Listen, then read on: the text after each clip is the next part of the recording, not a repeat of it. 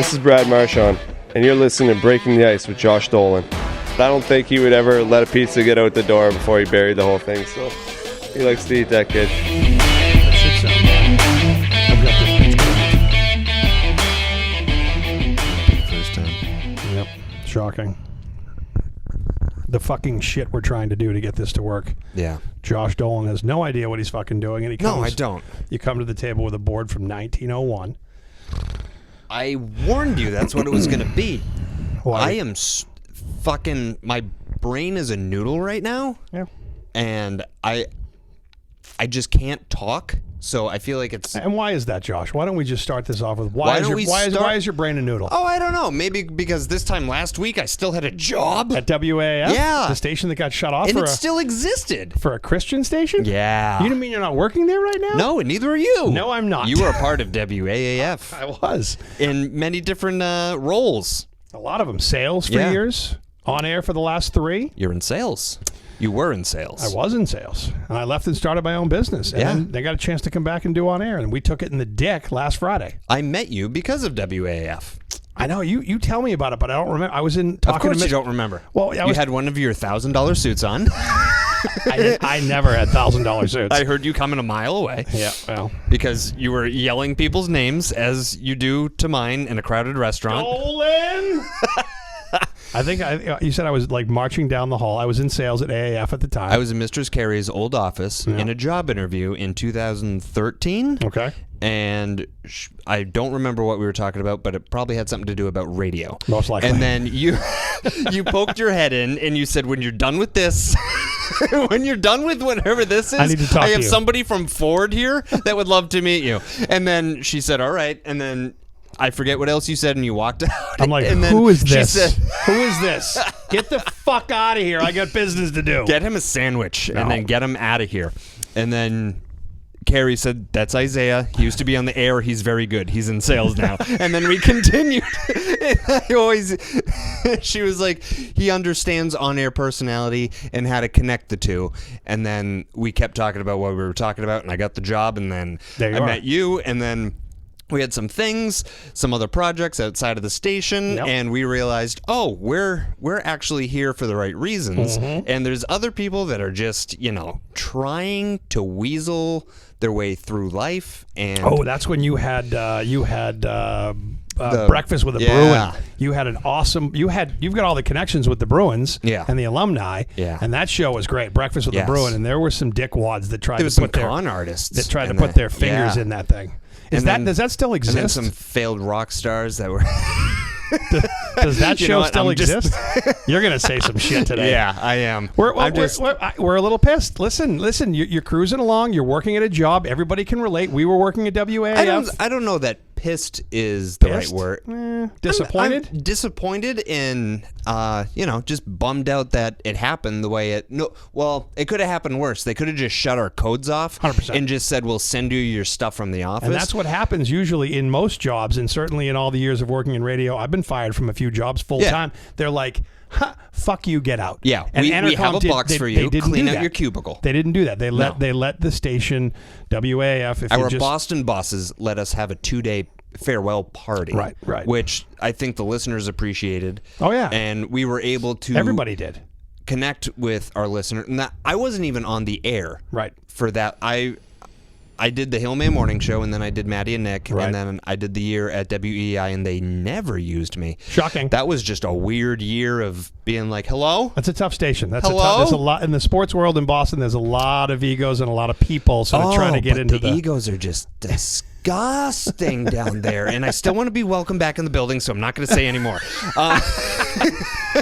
But then you did do a number of months with Mike Shue when he went back to Afternoon Drive. Yeah, we started the afternoon show with me, Mike Shue, and Lyndon Byers, LB. Yep. LB said, "See you later." Yep. Around August, and that story I haven't really talked about with many of the listeners because we can get into that at some point. We were asked not to address it because we didn't want it to seem like it was a bit. Right. And it almost sounded like a bit. I was in there. I would come in for a few shows with you guys. People thought it was staged. Right, but he was fucking out of there. And he was done, and he left, and he decided to say, I'm out on the radio, and he was gone. And he told me right before that happened, but we always joke around, and I thought he came in the back, and he was like, yeah, I'm probably going to quit on the air today. And he was like, you know what, right at the beginning. Right. But I just brushed it off, and I was like, that's LB just being LB. And I was like, he I did know, it. right? Can you imagine? He And did then it. we went on the air, and then he started saying bye, and I was like, what are you doing? Where the fuck are you going? You were joking. Don't actually do it. And then I found myself in the co-host chair. Right. And that was a weird transition, going from... Also, LB gave me the sports on the way out. Like, it was... he Here, was like, do this. The sports are now yours. And I'm glad that I wasn't like... Mike Shue was like, all right, get the sports ready. And I was like, no, I'm not doing the sports. Everyone will hate me. I know about the Bruins, but you don't know shit about the Red Sox I don't or the even Patriots. really know about the Bruins. Wow. I'm a fan that somehow is let in the locker room. True. And, yeah, and then I was in the... I started freaking out for a little while because all the text line, there's like immediate like, oh, you got destroyed. I don't like this about you. Right. It's right in your face. And you know that. Radio is so, especially a station like WAAF where the listenership is so passionate. Yeah.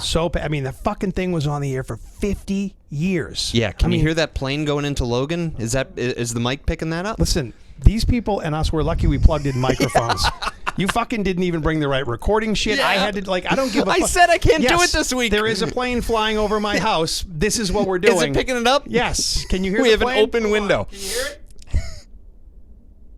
Yep. And you're going to hear my neighbor's dog bark, too. Fuck you. We have microphones. Anyway, back to the passion. This is what happens when radio people go off the air. I'm in a closet screaming into a microphone. Are you listening? But seriously, the passionate audience of a station like WAAF, I mean, for me, the sales end of it was awesome. You know, having done so many years on air up in New Hampshire at WHEB, working at Rock 101, I went down to do sales in Orlando, but got hooked up with another badass rock station down there, WJRR.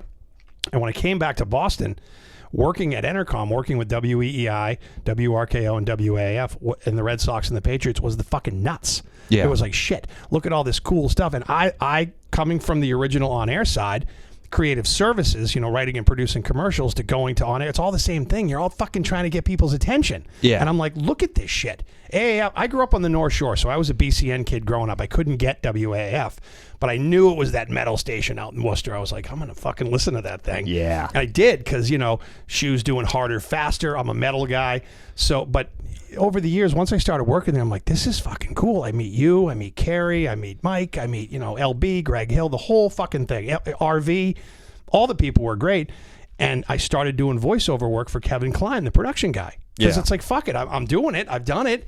Let's you know, voice some shit for my clients. And it's amazing. And the listeners might not know that too. All the 99 commercials and all the VA cares. That's Isaiah, right? And Kevin would be like, well, fuck. You would go to commercials into a commercial you did, right? Exactly. well, before I was even on the air, it was like, look, I understand this whole mechanism. You know, I can write, I can produce, I can voice, I can do all this shit. I've done the radio shows. That's what made me a better seller of the product. Like, the people in this world, the things that fuck things up like radio stations is for years when you have people running it that don't know what the fuck it is. Yeah. They don't know how to fucking sell it. And it just, you know, it's like, here, Josh, here are the keys to a jet. You have no fucking flying experience. What's going to happen to that plane? It's going to hit a fucking wall. Yeah. And that's kind of what happens after a while. Also, you can't have all the fuel you need because we're cutting back. Right. Sorry, we're taking a wing away. And that's a whole different conversation. Deal with it. But leading up to when in 2016, when I left, I started my own business. I started my own advertising business. And I went back. My wife said, fucking Isaiah, you were on the air for years. You love that. Because there's nothing better than live radio. Yeah. Podcasts are great. We can sit here and yap. This shit's pre-recorded. There are no phone calls coming in. There's no text line. There's no people walking in. Like that is, and you know, that's like a drug. That is such a fucking... When you were the first one to say that we're like addicts. Oh. Radio and entertainment industry is like... And now we're up in your bedroom and we're tapping our veins right now. And hold on. The plane's flying by and it feels plane is amazing. But is that a human out there? Oh, do you want to hear the show, lady? Where is my? I won't say what town we're in, but I'm worried about my car. No, you'll be fine. I'm screaming at my neighbor. She's like, "What's he doing up there?" Your neighbors are close to you. But the part that was cool was all those years of being off the air, going back when I started my business to ask Ron Valeri. I said, I didn't know how this was going to go. I'm like, hey, do you have any weekend shifts? And I thought he might be like, you were a sales guy, fucking scram. Yeah. But he didn't. He was like, yeah, I used to be BC up on WHEB. I'm like, oh, shit, you pay attention. Okay. Yeah. And he was like, go train with Mistress Carrie. And boom, the first live show I did was the first night of Rock for Change. And that's totally off format. And I'm sitting there in a room with her, and her and I become great friends to that point because I was, hey, there's somebody from Ford looking to talk to you. Like I knew her. But to go do that, I've never been so high in my life because I'm like, holy shit. You got to walk back in that building without the $10,000 suit. Now it's $10,000. Yeah. No, but just not being in the sales capacity, running my own business, and being able to walk into WAAF of all fucking stations and just turn the mic on and like, wow, you're going to trust me not to say fuck on the radio? Yeah. Which I've said 36 times since this started. This is WAF, but we say fuck now. But I mean, what's cool about this Breaking the Ice podcast that you have, like Mike Shoes agreed to come on. Yeah. Carrie's agreed to come on. We'll talk to different people. We'll do a bunch of these things because people want to know what the fuck happened. Yeah. I'm calling this the Radio Rehab series, so it's going to be Breaking the Ice. Like and that. Also, this is the first episode. The last episode was with me and my co-host, Andrew Raycroft, who played for the Bruins, but now he's basically full-time at Nesson, and I was basically full-time at and any free time we would like to have to like go home to our wives. You have a wife, he has children, you have to sleep. Right. So when was the last podcast you guys did? The Stanley Cup Finals Game 7 that morning. Don't. Do we? We'll talk about who you root for. I root for the Colorado Avalanche. Yeah. You can suck my dick. I'm just asking how that felt. We're not getting into it. At least we made it to the finals. 3 times. You really want to go? Since 2011. I want to just ask how that felt. On. Game 7, you lost on home ice. How'd that feel? I wasn't going there. I was just asking when you did the last podcast. Now you want to fight? No. I don't even remember what I was talking about. The last podcast. Oh yeah, Andrew Raycroft. We're gonna fight.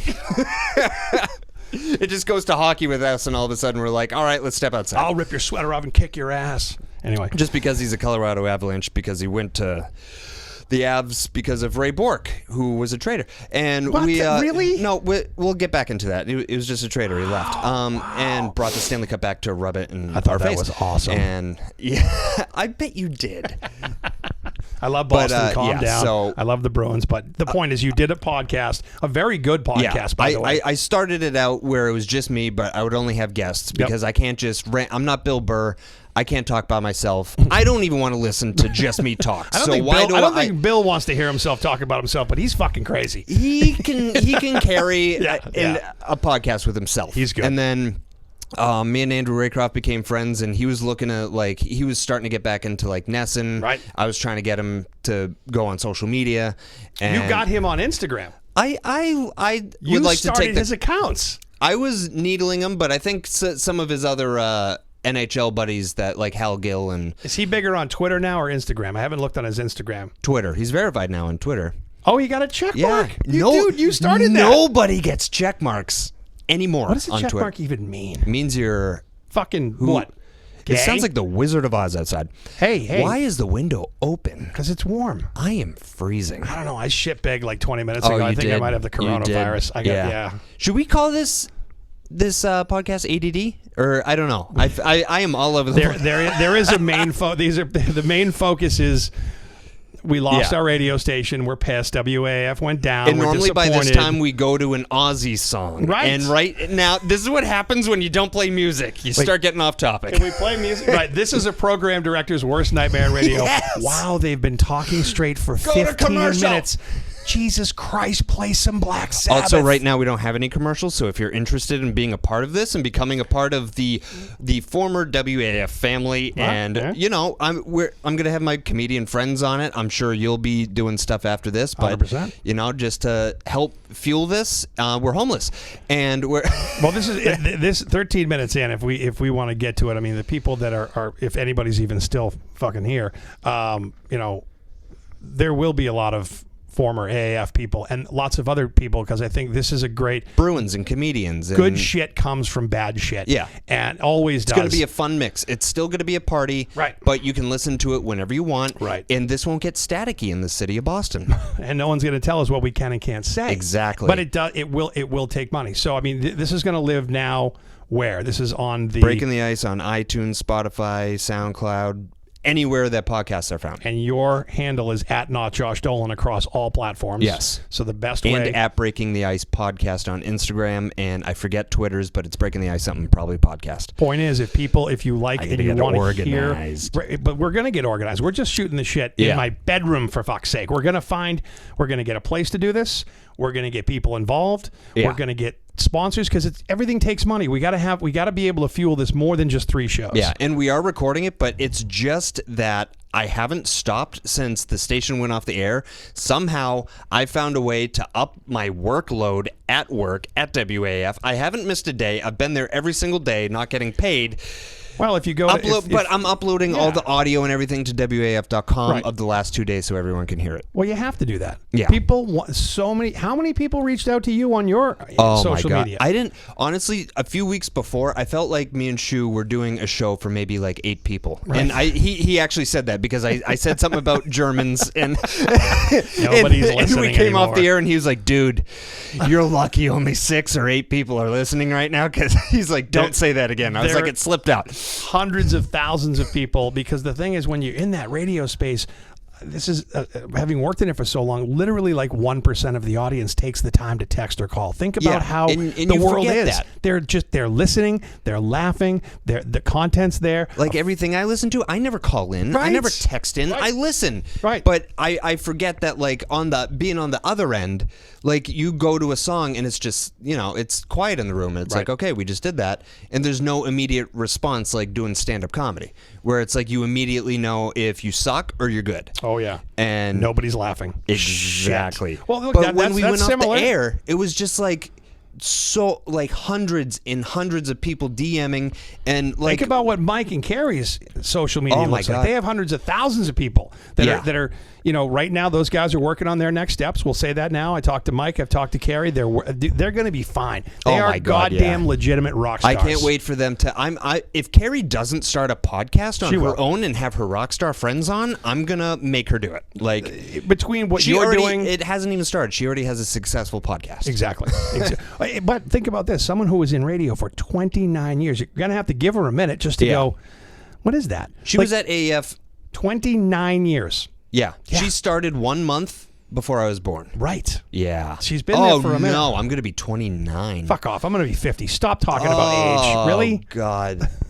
I need to go to the doctor. You should do that. You should do that anyway. I'm riddled with cancer. Is there red in your stool? I don't look. Because I don't want to know, and I'm afraid there's going to be a snake in there. And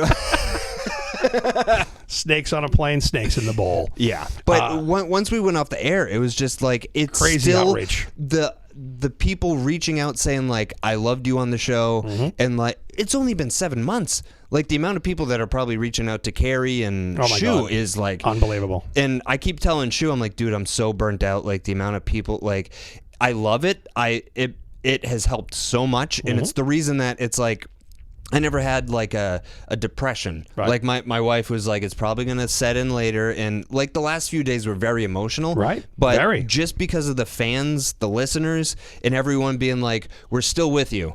That makes me emotional. Like I can't get back to every message right now.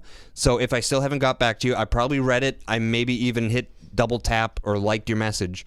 I will get back to you. Yeah. But it's just like, they're all making me like keeping me going. That's the fuel I was talking about with live radio. That's what that instant reaction.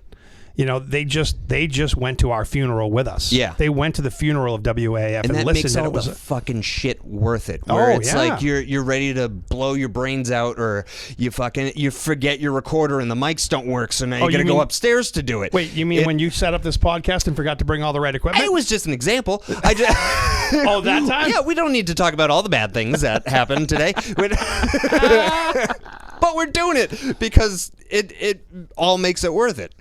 And doing things like this make it worth it because we're always all going to be we're all going to be friends. Yeah. We all have 29 years ago when she started, I started in this business 30 years ago too now. It's like there was so much I started less. life 29 years ago. Right? So much less was going on in platforms and where we could do things. There was a radio station, a TV station, you worked for a fucking newspaper or some shit, and that was it. Yeah. Oh my God. Is there 1,000 pick in the window? different... the wind from the window? Hold on. Are you out, Dick? Listen. That sounds like Kansas. We're doing a podcast in my bedroom. What the fuck do you expect? Yeah. That's why we're going to need funds and reach out to Josh Dolan on social media. And boom. Anyway, I digress. We'll do my place next. There were, you dream of being on a radio station. Like for me, it was like watching WKRP in Cincinnati, listening to WBCN, knowing about WAAF, listening to COZ, going like I love AC/DC. How the fuck? Ken Shelton on BCN, Charles Laquadera on BCN, and all the people that we talked to on Friday, the 50 years of history on WAAF. It's like to have a chance to sit in a seat and talk. I mean, for her, Carrie, 29 years. Mike, 22 years. Yeah. Me, 30 years in different places. Even just the last 3 years doing part-time. And the fact that Carrie would put me in to fill in for the morning show or her show or Mike's, it was like, fuck. Yeah, like, what an honor. What a fucking honor, period, hands down. And now you fucking shut it off. Yeah. That's Less the than part a where decade, that's I where was a get pissed. huge fan, and I skipped classes to drive an hour and a half to go meet Mike Shue, and less than 10 years later, I'm co-hosting with him as WAAF's ship is going down. Right. Like, life is fucking wild. Also grew up the biggest Aerosmith fan, and to get Tom Hamilton from Aerosmith, like I'm friends with his daughter Sage, and we gotta have Sage on too. She was an intern at WAAF, and sweet. Also, her dad's an Aerosmith, so I have some questions. right. What have you seen, man? Yeah, you think about that from being a kid to where it is. And a lot of people that are listening to this and will listen on, they always want to, well, what happened? It was corporate America. Listen, you don't understand. People that own radio stations can do whatever they want. Yeah. The person that owns Entercom, the people that own iHeart, the people that own Beasley and Cumulus. They don't even know who we are. It's their business to do whatever they choose to do. And there was a business opportunity for someone to sell to a Christian station. Okay, fine. You take your $11 million. It just sucks when it happens to something that you love. And you put as much sweat equity into something, and Jesus Christ, and you found out Tuesday and Friday it's over. So there's a lot of emotion that goes with it, but there's no way that I hate when people turn back around and start pointing fingers and bitching. Okay, sure, we all got thrown on the ground. Pick your sorry ass up and move on and start a podcast. And go on Twitter, do Facebook Live, do Instagram Live. Keep connecting with the fans. Jesus Christ. In the entertainment industry, if you let list any show, it's gone off the air. Yep. That happens in entertainment. You have to keep going. You can't, like, as you say, put all your eggs in one basket that's why AF went off the air. I still have Breaking the Ice. Right. I still have my stand-up comedy. We're still standing here yapping. Exactly. Right? I mean, and I never really was able to talk about the business I had just because of some insecure fucking idiots. But, when I left the radio business, if you will, fuck her or whatever. I'll bleep it. Doesn't matter. Just, like, what I do for a living, I mean, I work with clients. I work with the VA hospitals. I work with credit unions. I work with Applebee's and Circle K, and I help them with their marketing. Because that's, again, it's a story. You're on the other end of sales now. But it's all of it. It's like anytime I ever talked on the radio, it was a story. Anytime I help a client with an advertisement, it's a fucking story. Tell me your story so other people listen and react and go, boom. And then so to be able to come full circle and do more of the on-air shit on a beast like AAF, I was like, but I never really talked about what I did. It just supposedly was a conflict of interest. But then the problem with things like AAF going off the air, sometimes it's just an insecure situation controlled by somebody else, and you can't fucking do anything about it. It's a number on a screen, someone to someone that's not even in Boston. And you can't be pissed at anybody. You just have to say, okay, fuck it. Where can I listen to these guys and girls on the next I'm just happy page? that I was a part of it. Yeah. And that I got to be a major player in the end. Yep. And that it helped fuel what we're doing right now. People are going to listen to this. People are itching for shit like this. Yeah. And let's be serious. They're really going to want to hear from Mike. They're really going to want to hear from Carrie. And Mike is next. We're Mike Shue, and we're doing, and if you want to come and talk with us too, that's next week. I'd love to. And come in my bedroom. Wait, that sounds weird. Yeah, come in my bedroom. We don't. Don't look at my pillow. Do not look at the. Don't make your bed. Don't look at the teddy bear on my pillow. That's my wife's. He graduated though. She did. That was for when she graduated. Oh well. Anyway, hopefully people feel like they're in the. But yeah. Wow, that was what? Yeah, what just happened? I told you I didn't want to podcast this week because my brain is fried. This is the best time to do it because the emotions are real. I don't want to edit anything. Don't. There's no reason to. Oh no, no names have been mentioned. Don't get edited. No. We just hit upload. Unless we just start naming names of people we hate in the world. Ready? That'll be next week. Fucking no, I'm kidding. There's no need to do that. That's why I hear there's so long. I've been fired from morning shows. I did a morning show. I got fired from it because of corporate America. I've been let go and of racial things that you've said. Well, no, but that never happened. But you can't control it, and you can't become that person that just sits and goes and bitches and points fingers and says it's their fault. It's so and so broadcasting company. No, it's not. The shit happens. Yeah. Unless you own the fucking thing, you don't control it. And if it does happen, you got to switch gears. And I knew that in no bullshit, I'm telling you, in 1996 or so, there was a Telecommunications Act that the president at the time signed, which allowed for monopolies to form. So people were able to buy multiple radio stations in each market. And that creates these things. It creates these big, huge companies that kind of lose sight of everything because they don't see all the kids. And they make it so uniform where how many amps are out there, how many KISS stations are out there. You got Ryan Seacrest on 900 stations, boom. And he's very talented, don't get me wrong, but it's like, wow, Topeka, Kansas has no chance. And also no emotion. Right. Like he just does his... in and out. Chipotle read and no, I'm not going to mention Chipotle until they start sending us some free burritos or money. Well, the point I'm making is it's like I knew then things were starting to get weird, and a woman walked into our building. I was working for a local group in Portsmouth, New Hampshire. It was Night Quality Stations. They owned WHEB. They had bought WERZ. You've been up in that area, the Dover, Rochester area, Portsmouth. WOKQ and the Shack. Yep, those are Town Square Media stations now. So all these companies, this one was Night Quality. Night Quality sold to ultimately what is now iHeart. And a woman came in and she said, listen, there are going to be changes here. There will be, I like this because there was no bullshit. There's no fluff. There's no, things are going to be fine. She said, there will be changes here. And if you're not accustomed to change, you need to go. I'm like, well, fuck. And at that point, I was an on-air personality, and I started to dabble in production and writing and producing commercials. Is that when you had a morning show? At that time in '96, yes. So I had them. I was at that point. I had done overnights on the big rock station WHEB. I was on mornings on 95.3, and I was the production director.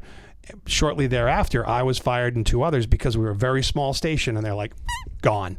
And that was it. It seems like when production people are let go, the whole station is next. Well, because you sit as a production director, you sit next to the money, the revenue. You're the one that works with the sellers and the clients on creating the revenue. And if you're not, all of a sudden, if you're getting told to pack your shit, you're pretty much. And we saw that happen a few months ago at AF, and it was a little uneasy there for a few months where it was a ghost town, but we were still on the air. I really thought the WAAF would get sold to a Worcester-based group, maybe. And that we would stay us, though. Right. When Joe Calgaro... Maybe some different things, but stay as a rock station. I thought that was going to happen. Or maybe they would keep the whole thing together and now AAF is country or something. Like that. I thought it was going to stay the same. I'm not surprised that it got sold. I'm surprised it got sold into... one part, not WAF. They didn't sell that. They sold the frequency, but they want to keep the letters. Right. The whole thing is just so weird to me. But when Joe Calgaro came in and said, hey, Mike Shue's not coming back in, we're not doing anything for the next couple days. WAF, you knew it was real right there. It didn't feel real, but I was when he said WAF has been sold. Right. And I almost said Cumulus, iHeart? Right. Who? And then he said, Jesus. And K-Love. Christ has bought the station. Oh, my God. We go from shout at the devil to hallelujah. But I was waiting to hear are we moving to Worcester? Are we moving to some other town or even New Hampshire? I don't know. And then when he said, as of Saturday, WAF will no longer be on the air. And I was just staring at him like, you said that wrong. Right. Did you? No. You no. mean we're going to be hip hop? Right. That would make more sense. I don't. But you don't understand until you're sitting in a position like a CEO who has 400 radio stations, let's say, and a group like K-Love comes along and says, look, we have money. We're building our programming. They have all the right in the world to build their positive programming, and they look across the country and say, I want that one, that one, that one, and that one, and I've got the money. So when they go speak to an owner of an Entercom or an iHeart or a Cumulus, and these companies are in a position to say, I've got a lot of chess pieces on the table. Yeah. I'm going to sell it. It still fucking sucks for a true diehard fan of WAAF, but you can't blame the person that's doing it because it's his fucking business. And it just sucks, though, that it was AF because it really was like I know this has been said way too many times over the past week, but it really was like a family with the listeners. Yeah. And even other people in the building, other radio stations, like other big name DJs have come up and been like, dude, if our station got sold and went off the air, none of our fans would care. Do you think any soccer moms would take the day off to come like you never say know. hi? You don't know until it happens. That's the thing, because each station, that's the uniqueness of radio. Each station has its fan base. But I felt that too when I worked for WEI, and I would walk around the Boston Garden with the WEI mic flag. People would go again. I love WEI. Want to be asked back in the building, but they like people wouldn't want to talk to me, or they'd like walk around me like, don't ask me to do anything. But when I had a WAAF mic flag, people come up to you and they're like, dude, AAF, what's that be like in real person? And then the rock family, if you will. That's why I went back to AAF. The rock family, anywhere I ever was in my career, starting with K100 in Bangor, Maine. Stephen King owns that station. WHEB in Portsmouth. JRR in Orlando. Why does Stephen King own a radio station? Because he's fucked up in the head and he wants a rock station. He's got some cash. He likes AC/DC. That's why. In the movie Thunderstruck, AC/DC, he's a fucking huge rock and roll fan. So he owns that. The point I'm making is all those stations, all the way through, AAF, it's like always the redheaded stepchild. Nobody gets it unless you get it. You've seen Breakfast Club, right? Please don't say fucking no. I've seen some scenes. How did that sound? Oh my God. We also need some money for mic stands. Isaiah got upset with me. You haven't seen Breakfast. All right, so for those of you listening, it's like if you're Molly Ringwald in the movie, you don't understand the rock lifestyle, but if you're Bender, you fucking do. Basically, it's a burnout, and it's a fucking pretty girl. Is it like Ferris Bueller's Day Off? Was it like that? The pretty girl listens to Kiss 108. The rocker listens to fucking AAF. Oh, yeah, that guy that had the hand thing. Yep. Oh, my God.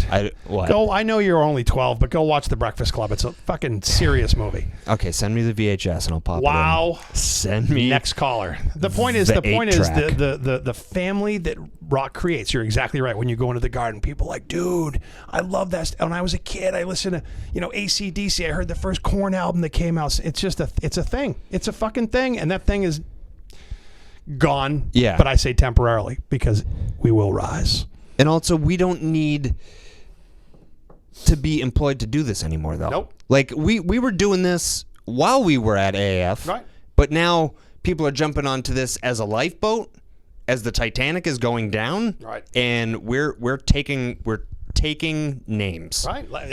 And something we have like seats, this. and we love that you're jumping on the boat, and we want to ride it with you. This is everybody's show now. Everybody needs to find Josh on social media, DM him through @NotJoshDolan or Breaking the Ice, because if you really want to help and you're not fucking right, if you want to be a fan and just listen, that's cool too. But there's people that are listening that you can help. And you can share it with your other AAF friends. Yes.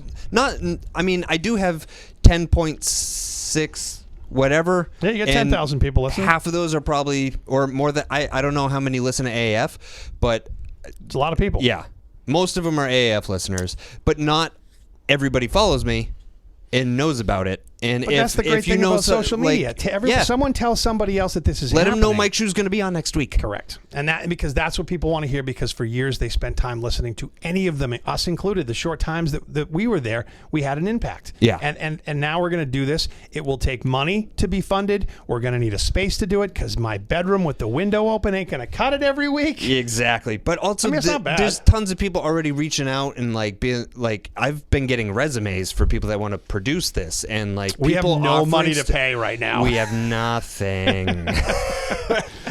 But there are so many people that have reached out, and people listening right now might be like, yes, find at not Josh Dolan, DM him if you're serious about helping. And what's your socials while it's still on before you delete it? No, I changed it. I had to take the WAAF off. It's at Isaiah Rocks. That's why 77. I never put AAF on any of my socials, because I was like, this is going to end one day, Right. and I'm either going to say something about Germans and be asked to leave, and but I still my Instagram is the one I spend time on, at Isaiah Rocks 77. I just took the AAF off, but you're there. on TikTok now. That's weird. Well, that still says at Isaiah WAAF. I kind of have to change that. So what? I don't think AAF is really going to be like, hey, you can't have that on TikTok. They don't know what TikTok is. Also, it's not a thing. What are they going to do? Fire you? We're in your bedroom. I should change it back to at Isaiah WAAF. You should. People will find it. It's all good. But everyone's good. And if people seriously want to help and get involved, I mean, DM us, because we're gonna talking to Mike yesterday. He's organizing his shit right now. Yeah. Carrie's organizing her shit. All the people. Greg's obviously got his own show on EEI. He's fine. He's doing his thing. There's a lot of other characters and people, and then outside of that world, all the other interesting shit that you and I do and other friends do. Like, let's make this thing a thing. We got to at least do this. It's already a thing. At least do this once a week. No bullshit. And the only reason that we got to commit to that, at least once a week. At least my schedule is open. Oh, that's right. You got fired. So did I. Oops. See, but I have another job. So do I. What? That. You want to talk about that job? Nope. I don't want to talk about that. Why? Not right now. Come on. Not right now. No. For a while. No. I don't think you understand. No. Did you stand there and do nothing? No. You're getting awful nervous right now. I am. Why? Because it's a whole situation and I don't want to get into it. Why? Right. I don't know. We can't let everything out in the first episode back from the Stanley Cup Finals. Want to talk about your father? I have an edit button, so okay. I don't know what kind of sound effect we're going to use, but it's not going to be a bleep. But we're back. What about the day your These are good. The Josh Dolan. Save it. The Josh Dolan episode story. 5. The Josh Dolan story is real. I know. I'm working on it. I want to be able to tell it the right way, and what's happening in there, and what's downstairs, and then over here, and I just my brain is mashed potatoes right now. Yeah, my brain is scrambled eggs. I have not had 5. That's why I made you stay at the restaurant I met you at today, where you're like, I already ate. Grab something and let's go do the podcast. I was like, I don't want to think for like 5 minutes. I just want to sit where nobody's. You had to take my phone away from me. It's been a tough week. I've been glued to my phone I've been ignoring my wife just because I'm trying to keep up with everything, and I don't know how like people that actually have constantly a lot of people reaching out to them, how they deal with it, because I am stressed. You just got to filter it. You got to filter it. Everybody loves us. Everybody loves you. Everybody loves the station. Everybody loves, and I don't mean us by like everyone. But I have this like panic need to get back to everybody immediately, and I'm like, don't panic. It's good that we're standing here. This is therapy.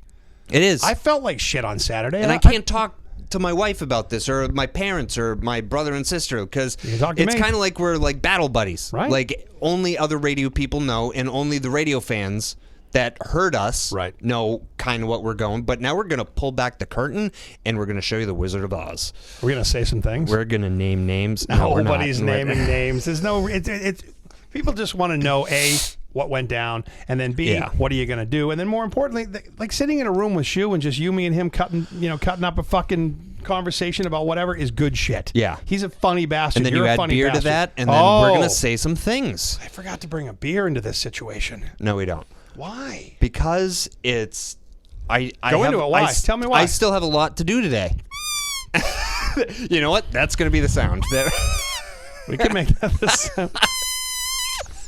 I still need to go into the WAAF studio because I've got it. There's a thing that records all the phone calls. And you want to steal it? No, not steal it. Oh. Joe said I can go, but there's just so many calls, a lot of calls that I put on the shows that I did, but then there was so much shit that I recorded. Are we allowed to post those? So much shit that I recorded that was completely and it never got on the radio. I need to get my hands on that fucking shit. Because you can only say so much on the radio because the Federal Communications Commission won't let you say twat or cunt. But there's or like the way you say things. Or shit. Exactly. Or asshole. Or I fingered my asshole. They get mad You about can stuff say like finger, that. you can say asshole, but you can say figured asshole. You cannot talk about the. It's so stupid. What? Yeah, It's amazing they're that the FCC does that for radio, but if you literally search black cock on the internet, whoa! Yeah. My kid's tainted for the rest of his life. Fifth graders know way more than I knew in fifth grade. Was that? But you don't want me to say damn on the radio. Was it Ted 2? Black cock. I don't remember. You didn't see. Yes, I saw Ted 2 multiple times, but that was the one thing they kept walking in where like Ted goes. He goes, Jesus, wow. Every time I Google something, it comes up black cock. And they kept throwing it in there. It was fucking hysterical. And the weed they were smoking in that movie. Wow. I mean, talk about Seth MacFarlane getting to say anything he wants. One was, I can't find my way home. And the other one was, here comes autism. And I'm like, oh, shit. You did not just say that. Seth MacFarlane doesn't give a fuck. he just says things, but for some reason, he doesn't get in trouble for it. Well, I'll tell you why. Because when he did Family Guy, the first time, they were moving Family Guy around so much because it wasn't getting the ratings that fucking Fox wanted. Yeah. And they canceled the show. It was like an AF situation. Everybody said, fuck you. When the DVDs came out at the time and they sold them, the fucking sales went through the roof, and they had to go back to Seth and say, you know how we Yeah. you know how we fired you? And he basically went thud to their balls and went, come here, this is what I need. He brags on Century 20 or whatever it is, Fox. Nobody can touch him. Nobody can touch that man. No. He literally can be like, my balls. I make you 5. That's the other sound effect that we're going to use. My balls. My balls. Can we get him on this podcast? He's not busy, is he? No, I don't. Did Family Guy get fired again? No. Oh my God, they're on every channel. But it's like The Office. Like, good. They put it on Netflix, and all of a sudden, like a whole nother generation is huge fans of The Office. It's like it's on again. Right. Friends. Like, why is there Friends merchandise in Newbury Comics? I never watched The Office when it was, on the regular rotation. Cannot stop watching it on Netflix. I'm fucking hooked. I've watched the whole series like 3 times now. I think this goes back to what we were saying earlier about how things have changed and how you have a favorite radio station like WAAF, and it fucking sucks when it gets shut off. But we're sitting in a time in 2020 where shit can be done on any platform. Yeah. People like Carrie, people like Mike, people like you, me, all the people will find another home. Now, And this is why executives are shaking in their suits, because we don't need them. We can literally make millions of dollars without doing this. Yeah. Doing this. I'm an don't executive. need to go When anywhere. I fucking left radio, I started my own fucking business. Guess who runs it? You're looking at him. Yeah. I handle shit, and I can talk to people and say, hey, my buddy Josh and I, we're doing this thing. That's why we're doing it 4:00 on a Thursday, and we're not at work. Well, one's because I was You should be on the radio right now. I should. This is you. It's the 420 smoke break, everybody. Here's some Sublime. But if you turn on 107.3, hallelujah. Wow, that was weird, huh? I stopped and did a time check right at 4:20. My body clock is still working, apparently. Right? Mike, we have 3 minutes. Mike, we have no, you have more than that now. But it's fine. And the reason we're doing this, You have more than that now. You have more than a few minutes to do what you got to do. The reason we're doing this is just therapy. It really is therapy. Yeah. It's. I could go into years of the Radio Rehab series. Yeah, years of different times of being fired. Each one of them sucks because most jobs might be like it too. I can't speak to what it's like to work at Liberty Mutual. I don't know if you have a fucking family there, but when you get into this entertainment thing, it's just so. It's you so want to tight. kill everyone you work with, but also you like that last day. Oh my God! The amount of people that you cried on the air. I did because the story. So did I. I couldn't help it. I cried on the air. I thought about my old man who has passed away, but when I was in college and I was so fucking gung-ho about working in Boston radio, I was like, and he's like, dude, he didn't call me dude. He's like, just relax, you'll get there. Dude, that was in 1991. Yeah. So in 2016, I did a lot of shit over my career.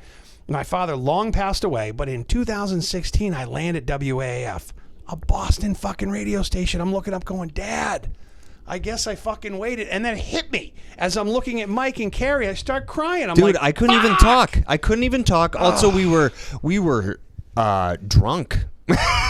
We were sloshed. I wasn't sloshed when I went on, but afterwards I got involved. Oh yeah, we both got involved a few times. We were celebrating. We were having a meeting. We were Everybody having a was meeting. having meetings that night. Yes.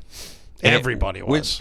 Including someone else that still has a job there. So we're not going to talk about that. No, it's fine. But good meetings. Good. But I didn't hear your break when you went on, but how is it not emotional? I mean, of course it's emotional. Yeah. My wife said maybe not post it because I sounded a little drunk, but also it was just so emotional because I told that story about how, like, when I drove to... I could talk about it now because now the Band-Aid's been pulled off. Are you going to cry?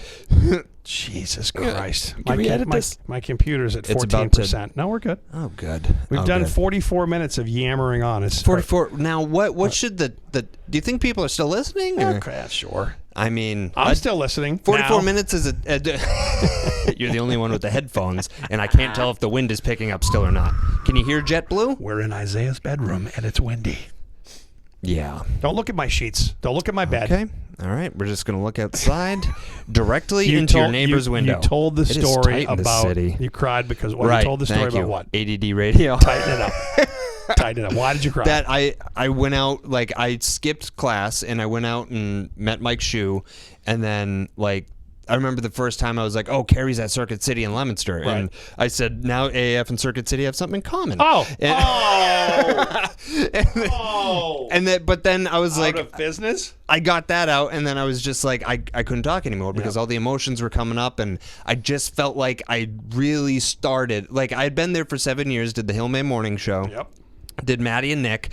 That was a similar ending where Joe says, hey, can you watch the board for a little while at the beginning of the show? And it's like, hey, just make sure we stay on the air. We'll be back. Yikes. And yeah, that was the same feeling, but I was like, I almost had my own show on WAAF. Right. I made the team. The first team I made goes away.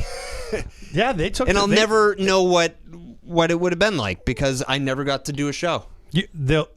There are bigger things. Oh, there are bigger things. Bigger thing. That is a very unique thing, and also I can do this whatever time I want. Right. Their radio is a very unique thing, and losing a station like WAAF affects so many people, listeners, radio people.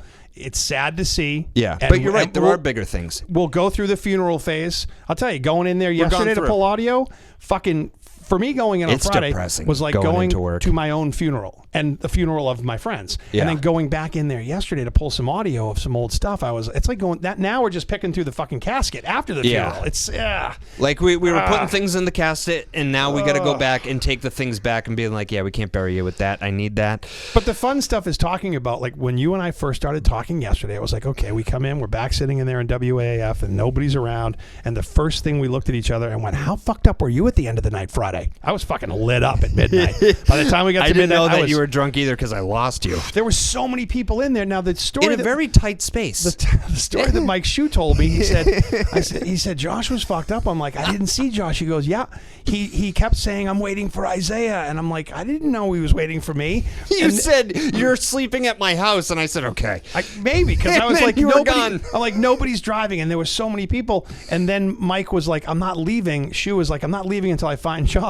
And he looked outside. He looked up the street where Josh's car was, and it was running. And he went up, and Josh is sitting in the back seat of his car. Because if you sit in the front seat, it's technically a DUI. So I sat in the back. So he starts his car and sits in the back seat like he's fucking waiting for the Uber driver. And I cracked the window because I wanted fresh air. So you can't smell all the tequila, officer. I'm arriving. Oh, blow it out the window. We left, and we were going to go across the street from WAAF to Lincoln.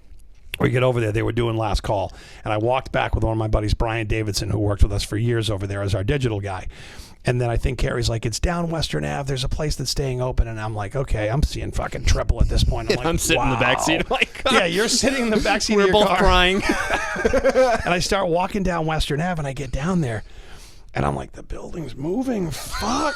Oh, shit. I'm like, I had one beer, saw the purple hair walk in, saw Carrie, gave her a hug, and I'm like, I gotta go.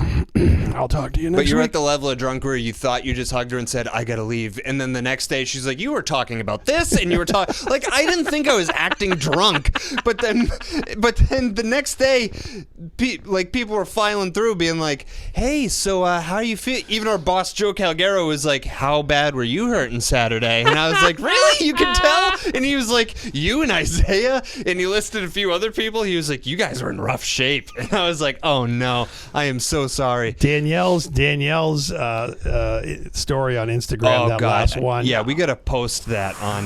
My eyes were fucking crossed when I said you're in sales. You're like, and that's what I'm saying. He's in sales. I'm like, fuck you. That was like 10 years ago. The story where Danielle was filming the on-air thing being like artsy, and I was like, you're not special, Danielle. And she flipped the fuck out on me. Didn't stop recording, and then you put your middle finger in my face, and then some other middle finger comes in and just shoves my head into the wall. And I was like, yeah, that's exact. I don't remember that happening at all, but I do remember you being like, Danielle was making me drink Fireball Nips. We were drinking Fireball out of your bottle. Oof. And then I don't drink tequila, but people kept giving me tequila, and I was like, it's the end of AF. I'm not going to say no. Right. And then that's a good reason to get wasted. And then cut to me crying on the air, being like, thank you, AF.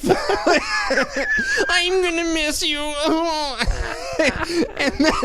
and then cut to, I'm in the backseat of my car, and Mike Shue knocks on the window and goes, license and registration. He's like, what the fuck are you doing in the backseat? And I was like, I'm trying to not get arrested. That's a good wrap up, though. That's how to send something off. That's how you send AAF off. It's like, oh, you want to shut this thing off? Fuck you. I'm getting hammered. Also, I sat in the backseat because we had a state police detail, and I knew they were watching. So. Oh, you knew. You can't arrest an AAF person as they're crying. Yeah, you can. Yeah, you can. Yeah, please do that. You're actually the reason we're going to wait right here. We have a quota, and you're going to meet it right also, now. How about the amount of fans that showed up and just like dropped beer off? It was really cool, man. It was the AAF studio was full of all kinds of gifts. Not only did some of the coolest people I've ever met come by, pictures and like bringing stuff to sign. Every time I walked out to the front door, there was like another case of beer with a note. Poor Bailey. Oh, the girl at the front desk was probably like, what is not only Bailey, the girl at the front, but the people in Magic 106.7 is right Magic next door. Is right there. They're right next door to WAAF. Who was on the air? It wasn't David Allen Boucher. It wasn't. Because when I saw Did he take that day off? No. He probably was like, I ain't going to be around this shit. I completely forgot about Magic. The hall outside WAAF was absolute sardine can. So you got to realize you're walking by another radio station, and it happens to be Magic. I want to find out who was on the air that night. They must have been like, ask wow. if they were hiding. They had to have been. Because they're in there going, this is beautiful music, and we're just out there. You couldn't even walk through the fucking halls. There was I was still working. There was a point where I had to do caller 7. I couldn't make it down the hall. And Big Red, who used to be on the Hillman Morning Show for I think like 7 years, so he knows what he's doing. And I was like, I can't fucking get down there, and I got to do something else. And I was like, Big Red, do one last caller 7. You got this. And he did it. He did the last caller 7 of AAF ever. So shout out Big Red. God, Thanks Big for Red. saving my ass. Shout out to everybody. Let's wrap this up. But shout out to every single fucking person that spent any fucking time with shout WAAF. Out to Spirit Airlines flying over right now. That's because we're in Isaiah's house. And boom. But no, thank you. Seriously, thank you to. I mean, it was. And thank unreal. you to everybody jumping onto the lifeboat of Breaking the Ice podcast, because right now it's the only one that I know of that's having all WAF people on for the Radio Rehab series. Mike Shue will be involved. Mr. Scary will Next get involved. week. We'll figure it out. And a few other personalities that I need to confirm before I tease it, but it's going to be everybody. Good. And we'll put this, obviously this is living on the And we want the listeners ice, to be involved. Breaking the Ice across all social media things. I'll take it. You can send it to me. I can put it on mine. It'll be out there. Yeah. Thank you. Love you. This is amazing. Share it with all your friends and family that are also AAF that probably don't follow me or Breaking the Ice, that don't know about it, and that if they're probably craving to hear Mike Shue. Yeah. And I mean, I've talked to him every day since, but I'm missing talking into a mic with him. And it will come back at not Josh Dolan. I've got at Isaiah Rocks 77 for now, and we'll figure it out. 77, what a traitor number. Ray Borg, fuck you. Really? Really? We'll do this next episode. I'm going to go drink beer. Okay.